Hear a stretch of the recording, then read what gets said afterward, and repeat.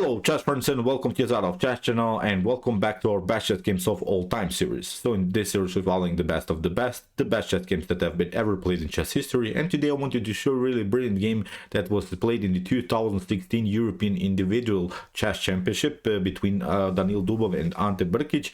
Ante Brkić is my landsman from Croatia. He's really a respected player here in my country, but in 2016 he faced really the modern era Mikhail Tal. He faced Daniil Dubov, the great tactician, and I really love to watch Daniil Dubov's games, and of course we want to cover as many as possible of his games because they're so brilliant. And although Daniil Dubov is not maybe winning many individual awards, he's not winning many tournaments, but he's winning many times the prize of having the best game in some super events. He's having many times the game of the day, game of the week, game of the month. I've talked about this fact really many times on my YouTube chess channel, so that's why, as I said, he deserves really to be more analyzed because his games are really brilliant stuff. So let's check out now what happened. It was the Vienna variation of the Queen's Gambit declined, and the Vienna variation and the Ragozin variation, in my opinion, are the most dynamic opening lines that you can play in the Queen's Gambit declined. Most of the times the Queen's Gambit declined is sort of a static opening, is sort of a positional opening, but the Vienna variation and also the transposition from Ragozin or to Vienna or from Vienna to Ragozin can be really a dynamic position, so with many tactical opportunities for both sides. So here let's check out now what happened. D4 was played by Daniil Dubov. We have knight to f6 by Ante Brkić. We have c4, and after e6 basically this is a preparation to go maybe into the Nimzo.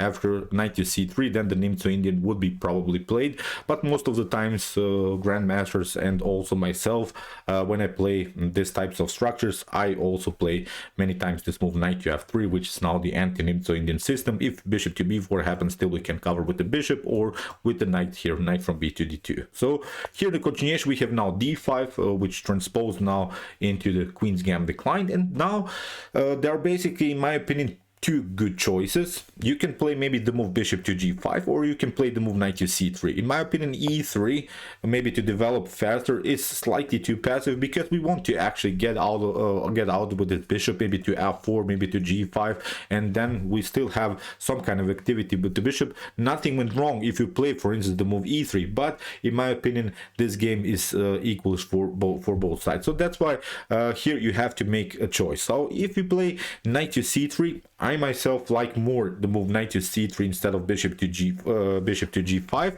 but probably many of these players now these days, or maybe now in the modern era, don't like this particular continuation because of the the great Vienna variation that black can play, which is now the move d takes c4. And the problem is now, again, if you try e3, which would transpose into sort of a Queen's Gambit accepted line, if you play e3, then black could play here maybe a very tricky idea a6, and if you play, for instance, bishop takes c4, then black can have extra time, extra tempo against your bishop. You can play bishop to d3, bishop to e2, and then with c5 I think black can again equalize the game. So there are many even winning games here for black in this particular position. So it's I think sort of a position that you don't want to get if you're playing the game from white's perspective. So if you here after move knight takes c3 and d takes c4 play something like e4, then the game becomes even wilder with the move bishop to b4, and there are now really great attacking opportunities even for black, because we see that the e4 square is really weak. In the modern theory now the best move is even the move bishop to c4, and now you're allowing your opponent to play knight to e4, then you cancel knight takes c3, b takes c3, and then bishop to e7 would be sort of a main line of the Vienna variation. So it's a gambit line. White is giving up a pawn but gets a now huge activity. Knight to e5 will happen, queen to g4, rook to e1. So white is activating the pieces, but white has also lost the pawn, so it's a risky line that here you can also maybe study if you're d4 player. But that's why, as I said, instead of this move knight to c3, here Daniil Dubov played the move bishop to g5. And okay, many of great positional players would go maybe into the normal queen's gambit decline, but Ante Brkić played also a very beautiful counter-attack with the move bishop to b4, which now transposes into some Ragozin ideas, because in the Ragozin variation of the queen's gambit decline, you play most of the time the move bishop to b4. So what you do now, here in the continuation, Daniil Dubov played now the move knight to c3, and you see now both players have created really great pin and still have also this beautiful tension in the center of the board here around the square d5, also of course around the square c4. So one of the best way in my opinion is again here for black to play the move d takes c4, because here again white should probably go with the move e4, and now if h6 happen, then you play simply bishop to f6, queen to f6, and now after move bishop to c4, again maybe white has a slight advantage, although white gave up the bishop pair, but the problem is now this lack of development of the light square bishop, and still okay, this bishop is perfectly fine, but with this two centralized pawns, at least white has some kind of a compensation here for the bishop pair. White has now really dominant position in the center of the board, so this would be one of the continuations. So but after move bishop to h4, Ante Brkić didn't take the bishop to g5, pardon me, here Ante Brkić didn't take the pawn on c4, he played simply the move h6. And what you do now, many of us again I think would play something like bishop to f6, because it releases a little bit the pressure, because bishop to h4 is much riskier than to take bishop to f6 and queen to f6, and now with maybe queen to a4, knight to c6, and again after something like c takes d5, e takes d5, and e3, again this is playable for both sides. Bishop to e2 will happen, kingside castling, and I think both players could have equal chances to win the game. But of course not Daniil Dubov. He played the move bishop to h4, which now leads into a wild game, because first of all what we can notice after move bishop to h4, that we're staying on the pin, but the problem is now this move g5 is kicking away further the bishop, and when the bishop is not retreating to this side of the board, then knight to e4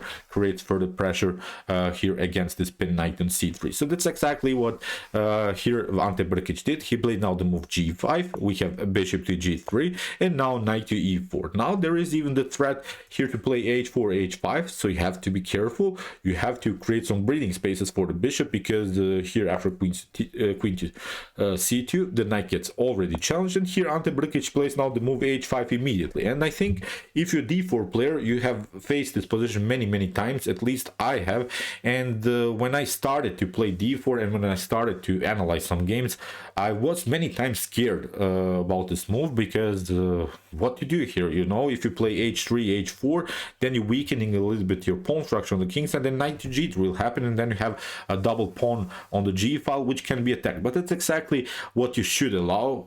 It seems like a strange idea, allowing your opponent this kind of an attack, but actually that's what you should do. So nothing went wrong here for Daniil Dubov. He played now this breathing move. He played now the move h3, creating some spaces for his bishop, because if you for instance queenside castle immediately, let's see, maybe bad continuation, then you risk this one. You risk bishop to c3, b takes c3, and you see now with the move h4 your bishop gets trapped. You could maybe try bishop to e5, but with f6 again the bishop is trapped. Still white can create maybe some madness with c takes d5, e takes d5, maybe even sacrifice some material, but black should actually just take out the bishop on e5, and here after knight takes e4, d takes e4, queen to e4, it seems so that something went wrong for black, but actually white doesn't have anything, because you cannot just attack black's king only with the queen. Here with queen to e7 everything is glued together, and maybe you can get one check, queen to f7,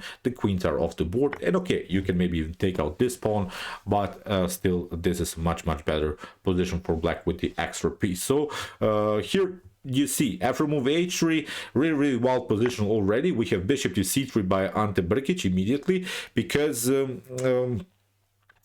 if you play knight takes g3 immediately and something like f takes g3 happens, you may think that this move is perfectly fine, bishop to d6, but that's exactly what you should not do here from black's perspective. What white can do now immediately is now queenside castling, and this is a perfect position now for white, because if you go for the pawn, that's not good, because you lost, I think, too much time. You lost simply too much tempi just for one pawn. Look at this structure now. The knights are centralized, and now with the move e4, white is creating really a dominant position in the center of the board. Your king is stuck in the center, and you see now these pieces are undeveloped. Now in the continuation, I think white will open the e-file for sure, will include also the bishop into the game.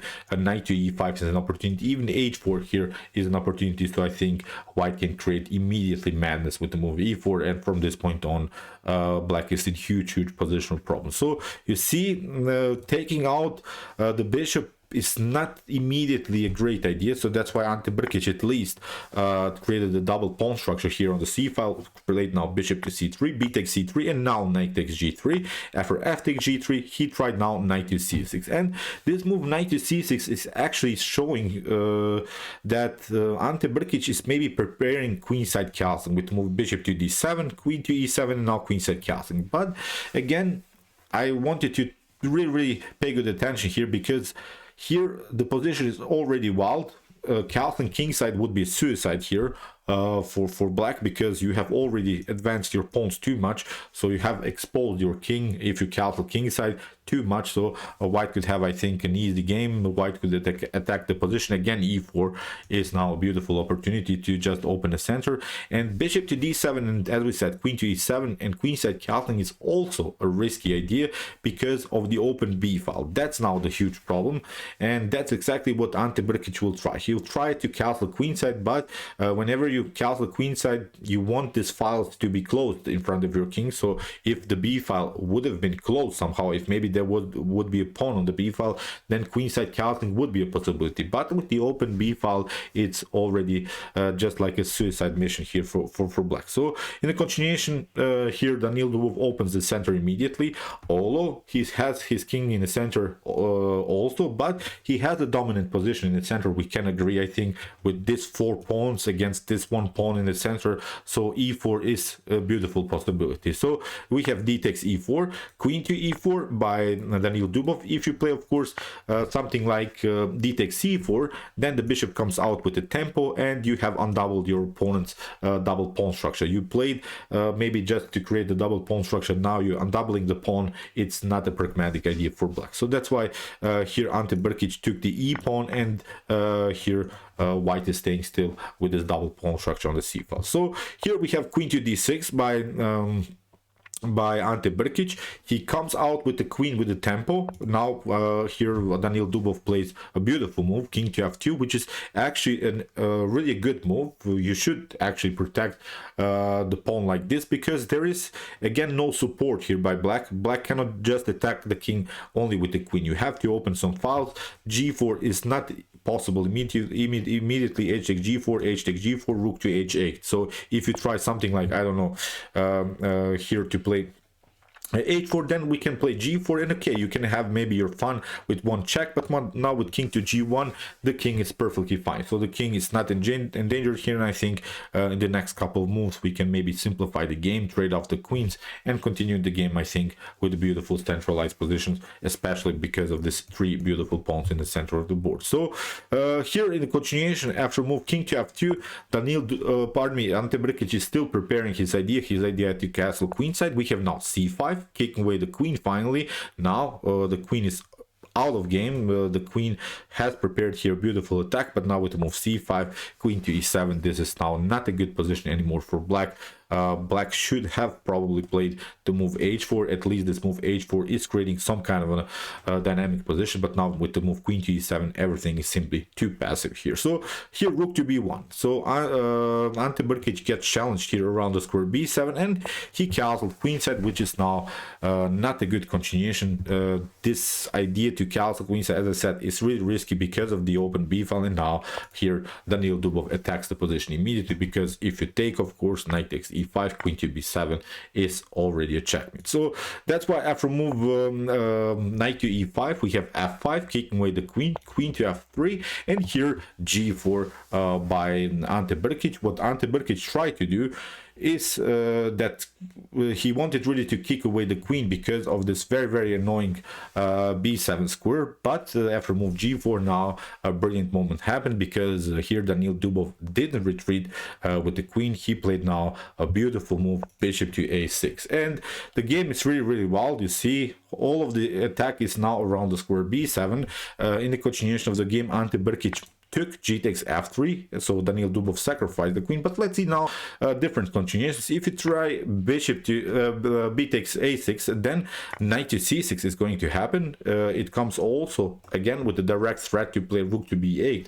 Rook to b8 is of course checkmate, and it comes also with a direct attack against the queen, so you would be forced pretty much to take bishop takes c6, and now with the move queen to c6, maybe you can create some defensive ideas like queen to e8, but it's not helping you out because queen to a6 is going to happen, then king to d7, and now we can include of course these other pieces into the game. Now maybe you're trying to run with the move king to e7, but now rook to c7, you're trying maybe run further with the move king to f6, but now with queen to e2 again, there is a beautiful idea here to just play queen to e5, and black is simply tactically losing the game, especially even if this game goes into an endgame. Even if black defends the king somehow, still you see black has lost too many pawns, and now this pass pawn on the c file is winning the game for sure. So that's why after move bishop to a6, Ante Brkić tried g takes f3, he took the queen, but now bishop to b7, and now we have a beautiful windmill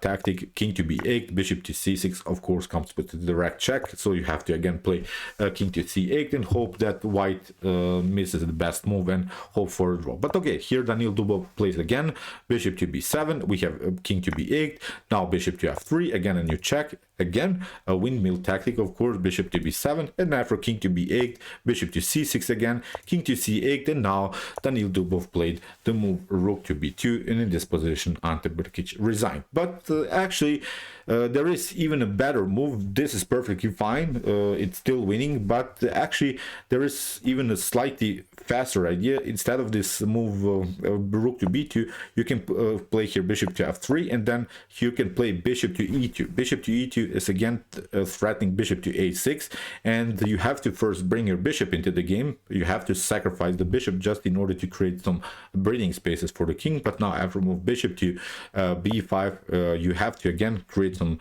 breathing spaces for the king. You see the pieces are standing in the way of the king. That's the most important thing here to recognize. You would be forced, as I said, to sacrifice a new piece, then c takes d6, queen to d6, but again a new check. The problem is now if you go here, then again it's a checkmate, so you would be forced here to give up the queen, and then after knight takes d7, king to d7, white is continuing the game of course with an extra rook, so this would be again game over. But instead of this move bishop to f3, here Daniil Dubov played rook to b2, preparing now to double the rooks on the b file, and in this position Ante Brkić resigns. So let's see now again possible continuation. Is for instance black tries again to liberate some squares for the king just in order to escape, then rook to b1 is going to happen. Maybe you're trying to escape, but now check, you're covering with the bishop, then bishop to b7, again you're creating some breathing spaces for your king, but now simply takes, and again takes, and here in the continuation we can also play knight to d7, so great opportunities again here for white. So as I said, after move rook to b2, in this position Ante Brkić resigned. So beautiful game here by Daniil Dubov, and interesting ideas of the Vienna variation of the Queen's Gambit decline.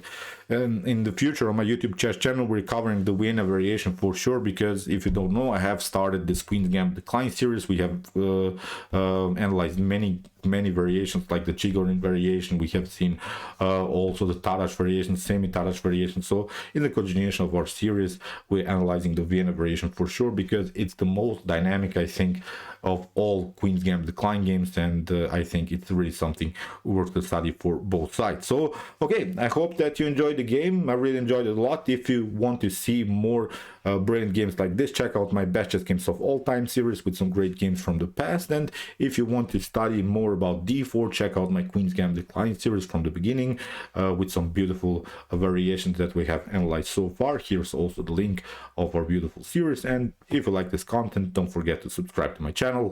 See you soon with some more videos, and chess is the best, of course.